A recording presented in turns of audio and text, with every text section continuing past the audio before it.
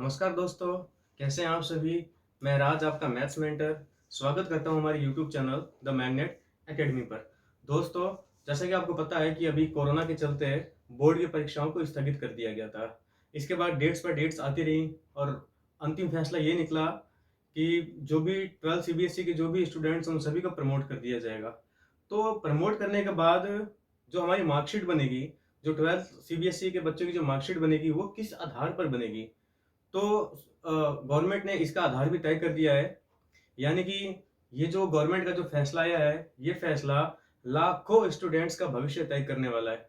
Government के इस फैसले से कुछ स्टूडेंट सेटिस्फाइड भी हैं, कुछ पेरेंट्स और स्टूडेंट सेटिस्फाई नहीं भी है, लेकिन इसमें परेशान होने की जरूरत नहीं है। क्यों? क्योंकि गवर्नमेंट ने हमें सभी तरह के विकल्प दे रखे हैं। एक विकल्प ये है कि गवर्नमेंट जिस फॉर्मूले से हमारा रिजल्ट तैयार करेगी, अगर हम उससे सेटिस्फाइड हैं देन ओके। अगर आप गवर्नमेंट की इस फैसले से सेटिस्फाइड नहीं है, तो जब आपका रिजल्ट आ जाएगा, रिजल्ट आने के बाद अगर आप चाहें तो दोबारा से पेपर दे करके और आपके जो मार्क्स है अपने अकॉर्डिंग पा सकते हैं, अगर आप सेटिस्फाई नहीं है तो। चलिए जानते हैं इस पूरी प्रक्रिया के बारे में, क्या कहता है सीबीएसई। तो स्टार्ट करते हैं। सीबीएसई, अपनी बात स्टार्ट करने से पहले मैं आपको बता देता हूँ कुछ बातें सीबीएसई के बारे में जो आपको पता होनी बहुत ही जरूरी है। क्योंकि हम जिस चीज़ की तैयारी कर रहे हैं, जहाँ रह रहे हैं, जिस एनवायरनमेंट में रहते हैं, जहाँ रहते हैं, उसके बारे में हमें कुछ बातें पता होनी भी चाहिए ना। तो मैं आपको एक बात बता देता हूँ, कई अधिकांश को आप में से पता भी होगा और कुछ को पता नहीं भी होगा, तो चलिए आज सबको पता चल जाएगा। तो सीबीएसई की स्थापना हुई थी दोस्तों 1929 में। जी हाँ, आज़ादी से पहले 1929 में सीबीएसई की स्थापना हो गई थी। लेकिन उस समय उसका नाम सीबीएसई नहीं था, उस समय इसका नाम था board of high school and intermediate education Rajputana. क्या नाम था, मैं नोट कर देता हूं। Board of high school, board of high school and intermediate education Rajputana. क्या नाम था? Board of Rajputana, board of high school and intermediate education Rajputana. कब की बात है ये बात है 1929 की, जिस समय भारत में ब्रिटिश शासन हुआ करता था। ठीक है, क्या नाम बताया दोस्तों? 1929 में board of high school and intermediate education Rajputana. इसके बाद आजादी के लगभग 5 साल के बाद, यानी कि मैं बात कर रहा हूं 1952 की, 1952 में इसका नाम दोबारा बदला और कर दिया गया सीबीएसई। सीबीएसई जिसे हम सभी जानते हैं, central board of secondary education. इसके बाद दोस्तों 1962 में, करीब 10 साल के बाद, इसका दोबारा पुनर्गठन हुआ। तो ये तो होगी इसकी थोड़ी बातें जो हमें सबको पता होनी चाहिए, और मेरा मानना है कि आप सबको पता भी होगा। तो अब बात करते हैं अपने आज के टॉपिक पर। बात करते हैं दोस्तों कि आपका रिजल्ट कैसे तैयार होगा। मैंने क्या कहा कि ये जो सरकार का जो फैसला आया है कि वो किस हिसाब से क्या फॉर्मूला अपनाएगी आपके रिजल्ट के लिए, वो लाखों लोगों का भविष्य बदलने वाला है। भविष्य कैसे बदलेगा दोस्तों? क्योंकि हमें पता है कि 12वीं क्लास जो होती है, 12वीं क्लास के बाद हमारे पास जो करियर को जो हमें आगे ले जाने की जो होती है वो 12वीं क्लास के बाद होती है। क्यों? क्योंकि 12वीं क्लास के जो मार्क्स होते हैं वो हमें गवर्नमेंट जॉब हो या प्राइवेट सेक्टर हो, प्राइवेट सेक्टर की जॉब हो, आगे अपना करियर चुनने का मौका मिलता है। फॉरेन स्टडी हो गई, स्कॉलरशिप हो गई, और तमाम बहुत तरह की चीजें हैं जिसके अंदर हमारे 12वीं के मार्क्स बहुत ज्यादा मायने रखते हैं। इसीलिए मैं कह रहा हूँ कि जो इसका जो रिजल्ट बनने वाला है लाखों लोगों की जिंदगी बदलने वाला है। मैं आपसे भी यही कहूंगा कि अगर आप बोर्ड के नतीजे से सहमत नहीं होते हैं तो दोबारा एग्जाम दें, उसकी क्या प्रक्रिया मैं आपको सब कुछ बताऊंगा। और अपने नंबर जब तक आप उससे सेटिस्फाई नहीं होते, फाइट करते रहिए और फाइट करते रहिए बस। ठीक है दोस्तों, आगे से तो अब मैं बता दूं कि आपका मार्क्स किस हिसाब से तैयार होगा। आपके मार्क्स तैयार करने के लिए जो फॉर्मूला बनाया गया है वो फॉर्मूला है कि आपके 10th के, 11th के और 12th के, यानी कि इन तीन सालों के नंबरों को आधार बना करके आपका 12वीं का रिजल्ट तैयार किया जाएगा। कैसे किया जाएगा? फॉर्मूला क्या कहता है? फॉर्मूला है अपने पास में 30% प्लस 30% प्लस 40%। क्या फॉर्मूला है? 30% प्लस 30% प्लस 40% इक्वल्स टू कितना हो गया? 100%। ये आपके मार्क्स आ जाएंगे। कैसे आएंगे? जो 10th के अंदर जो होगा, 10th में 10th में जो जितने भी आपके मार्क्स आए थे उसका लिया जाएगा 30% 10th में, लेकिन पूरे मार्क्स से 30% नहीं, अभी बताता हूँ किसका। 10th का जो वेटेज होगा 30%, 11th का वेटेज होगा 30% और 12th का वेटेज होगा 40%। टोटल हो गया अपने पास वेटेज 100%। ओके, तो मैंने क्या कहा, ये अपनी क्लास है, ये अपना इसका वेटेज रहेगा, ये अपना वेटेज रहेगा। कितना वेटेज मिलेगा आपको, अब वेटेज किस हिसाब से मिलेगा वो भी बता देता हूँ मैं आपको। चलिए, हमारा जो वेटेज रहेगा 10th के जो रहेंगे वो आपके जो कोई भी 3 सब्जेक्ट, जैसे मान लो 10th में अपने पास में 6 सब्जेक्ट्स हैं, तो 6 सब्जेक्ट में जिस भी 3 विषय में आपके सबसे ज्यादा मार्क्स आए होंगे, वो चाहे हिंदी हो, इंग्लिश हो, मैथमेटिक्स हो, संस्कृत हो, साइंस हो या एसएसटी हो, जिस भी 3 विषय में आपके सबसे ज्यादा मार्क्स होंगे उन 3 सब्जेक्ट्स को लिया जाएगा, उसका 30% निकाला जाएगा। मैंने क्या कहा, एग्जाम्पल भी लूंगा अभी मैंने क्या कहा, 10th का जो 30% है वो कैसे होगा, 3 सब्जेक्ट्स को लिया जाएगा, यानी कि कितने सब्जेक्ट्स को लिए जाएंगे, इसमें 3 सब्जेक्ट्स को लिए जाएंगे। 3 सब्जेक्ट कौन सा बताया, 3 सब्जेक्ट्स ऑफ मैक्सिमम मार्क्स, जिसमें आपके सबसे ज्यादा मार्क्स आए हैं, इनका 3 सब्जेक्ट के मार्क्स को जोड़ करके उसका 30% निकाल करके आपके 12th के मार्क्स को जोड़ दिया जाएगा, ये तो होगी 30% आपके।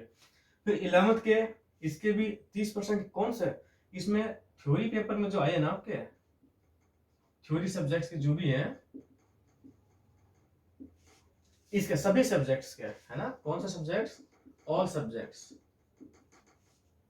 थ्योरी के ऑल सब्जेक्ट्स। प्रैक्टिकल मार्क्स इसमें 11th मार्क के कंसीडर नहीं करे जाएंगे, इसके थ्योरी मार्क के जितने भी टोटल मार्क्स आए होंगे उसका 30% निकाला जाएगा। अब बात कर लेते हैं 12th क्लास की। 12th का तो आपका पेपर ही नहीं होता, कैसे लिया जाएगा। 12th में आपने प्री बोर्ड का एग्जाम दिया होगा, पहले हो गए थे वो, तो प्री बोर्ड का दिया होगा, यूनिट टेस्ट होते हैं अपने, यूनिट टेस्ट भी आपने दिया होगा, ठीक है। प्री बोर्ड और यूनिट टेस्ट के नंबर को जोड़ा जाएगा इसके अंदर, और जोड़ करके इसमें आपका 40% इसका निकाल लिया जाएगा। ये भी थ्योरी सब्जेक्ट्स की बात कर रहा हूँ, ये हो गया। अच्छा, अब इसमें एक बात और बता दूं कि गवर्नमेंट ने, मैंने क्या कहा कि जो 12वीं क्लास के जो मार्क्स होते हैं ये हमारे करियर के लिए बहुत ज्यादा अहम रखते हैं मार्क्स, ठीक है। इसीलिए गवर्नमेंट ने ये देखा किसी के साथ कोई गलत मार्क्स ना तैयार हो जाए। कहने का मतलब ये है कि क्या होता है कि जब हम 10th क्लास में स्टडी करते हैं, फिर 12th क्लास में हमारा एनवायरनमेंट, सॉरी 11th में हमारा एनवायरनमेंट पूरी तरह से चेंज हो जाता है। कुछ स्टूडेंट्स ऐसे होते हैं जो 11th में आते बहुत अच्छे से शुरुआत से स्टडी करते हैं, कुछ ऐसे होते हैं जो 11th में ज्यादा सीरियस नहीं होते हैं, जैसे कि मैं भी 11th में सीरियस नहीं हुआ था, ठीक है। आप लोग कमेंट करके बताना, आप लोग मेरे वाले कैटेगरी से हैं या दूसरी वाले पहली वाले कैटेगरी से हैं आप लोग, ठीक है।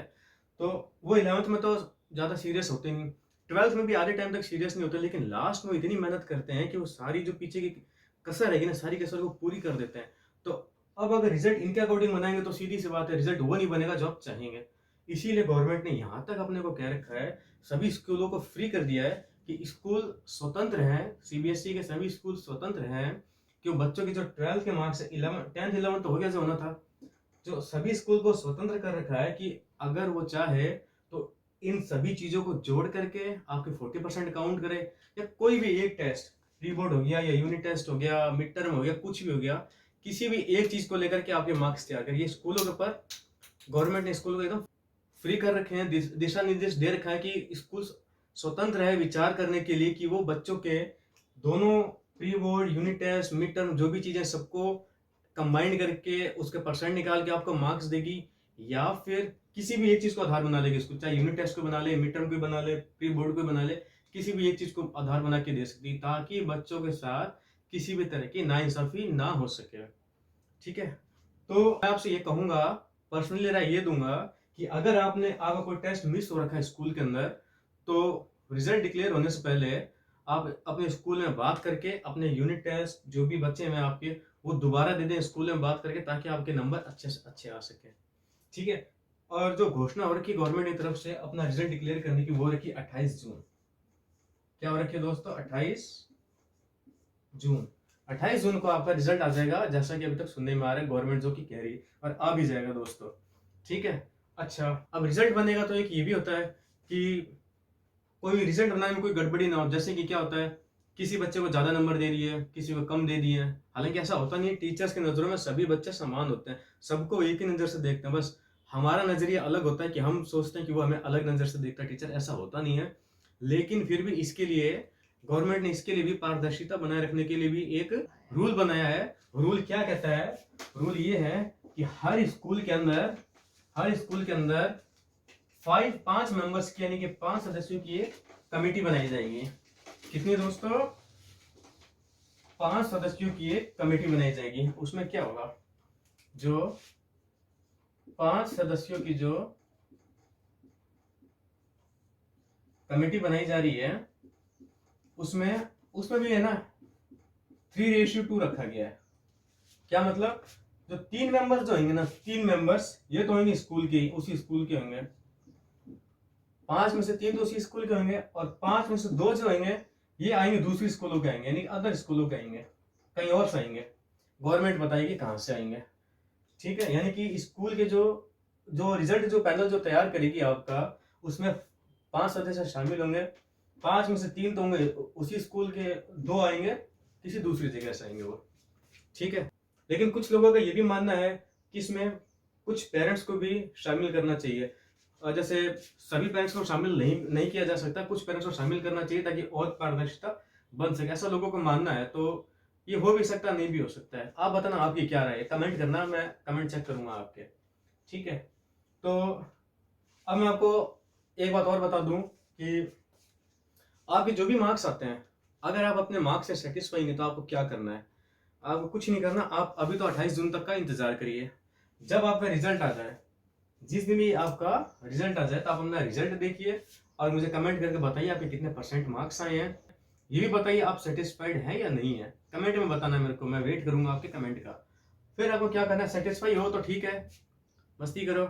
सेटिस्फाई नहीं हो तो कोई बात नहीं, स्कूल जाओ, प्रिंसिपल, आपके प्रिंसिपल सर को एक लेटर लिखो कि सर मेरा नाम ये है, मैं आपकी स्कूल में इस क्लास का स्टूडेंट हूँ। ठीक है, और जो सीबीएसई का जो मेरा नतीजा है, जो मेरा परिणाम आया है, उससे मैं सेटिस्फाई नहीं हूँ, इसीलिए कृपा करके मेरी बोर्ड परीक्षा दोबारा लिया जाए। इसको देना है आपके प्रिंसिपल को, लेटर देना है, बस लेटर देना। उसके बाद परीक्षाएं कब होंगी, कितने टाइम के बाद होगी, बहुत जल्दी हो जाएगी, लेकिन कब होगी उसकी डेट्स तो देखो बाद ही पता चलेंगे ना। पहले देखते हैं कितने क्वेरीज आती हैं, हो सकता है बहुत कम क्वेरी हो सकता है किसी की नहीं, हो सकता है बहुत ज्यादा क्वेरी आ जाए।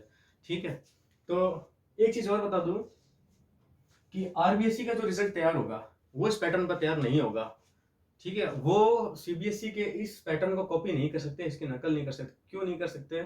क्योंकि सीबीएसई ने ये जो पैटर्न था सीबीएसई का, मैंने मिटा दिया कि वो मिड टर्म को और बाकी चीज़ों को इंक्लूड करेगी, तो आरबीएसई में कुछ जगह पर ये सारी चीज़ें हुई नहीं है। कई स्टेट्स ऐसे हैं, कई राज्य ऐसे हैं जहाँ पर ये चीज़ें हुई नहीं है, इसीलिए उस चीज़ को कॉपी नहीं कर पाएगी।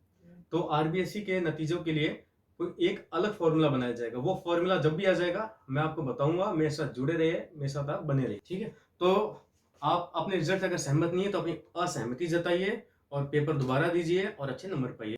तो ठीक है दोस्तों, आप लोगों को समझ में आ ही गया होगा कैसा आपका रिजल्ट बनेगा। सेटिस्फाई होने पर क्या करना है, सेटिस्फाई होने पर आपको कमेंट करना है, सेटिस्फाई नहीं होने पर भी मुझको आपको बताना है और एक एप्लीकेशन लिखना है आपके प्रिंसिपल के नाम से।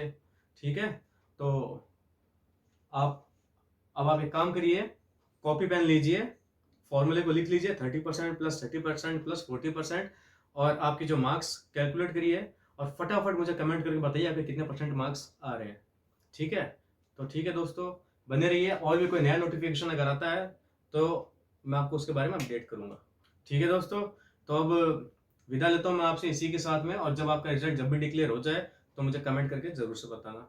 ठीक है, अगर और कोई नया नोटिफिकेशन आता है गवर्नमेंट की तरफ से तो आप जुड़े रहिए मेरे साथ, नोटिफिकेशन आती है मैं आपको उससे अपडेट कराता हूँ। ठीक है, ठीक है, मिलता हूँ फिर मैं आपसे अगले वीडियो में, तब तक के लिए बाय बाय, टेक केयर।